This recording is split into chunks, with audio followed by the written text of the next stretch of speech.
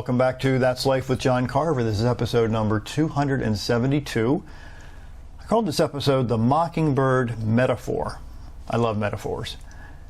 In March of 2020, my wife and I moved into a farmhouse that sits on more than 30 acres.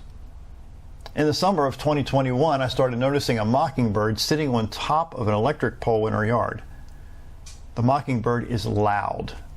The bird would repeat the sounds of other birds for hours and hours. It would rarely shut up as it sat on top of this electric pole. According to the New York Times, scientists believe that mockingbirds imitate the calls and songs of other birds to discourage these birds from settling in the mockingbird's territory by making it appear heavily populated.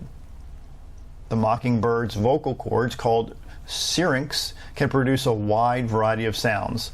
A typical mockingbird has 200 to 350 songs in its repertoire. The male mockingbird uses its repertoire of songs to attract females, according to Dr. Kim Derrickson, a postdoctoral fellow at the Smithsonian Institute. A female mockingbird will choose the male with the largest amount of sounds because he's most likely to have the most territory, Dr. Derrickson said. For this reason, mockingbirds are constantly expanding the number of songs they sing. Unquote. So if you think about it, many in society seem to act like a mockingbird. They repeat other people's words and do what other people do without understanding why the other people are doing it. Let me share a couple stories. In 2001, the following appeared in the Canadian edition of Reader's Digest. Quote, "When my friend Dale opened a can, she always turns it upside down to open it from the bottom. One day her young son asked her why.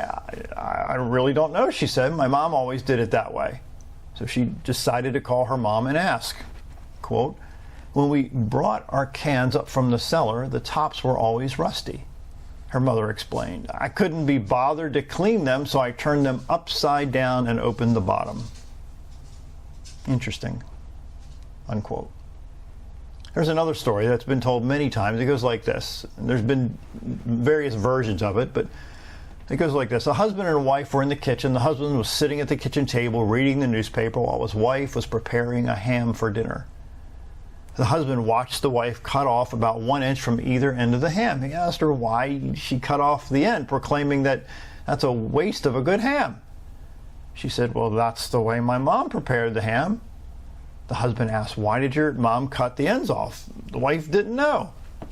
Later, the wife called her mom to find out why she cut the ends of the ham off, and her mom said because that's the way her mom had prepared the ham. So the wife's grandma passed away several years earlier, but her grandpa was still living. She called her grandpa and asked, "Grandpa, why did grandma cut the ends off the ham?" He was silent as he thought for a moment. Then he replied, "So the ham could fit in the baking pan." Unquote. It's so important to not be a mockingbird and just copy the habits of people around you without understanding the why behind those habits, because most of those people in your life are mockingbirds.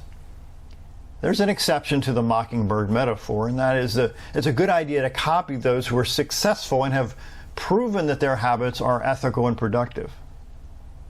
So your assumptions about the other people in your life that you copy may not be based in fact.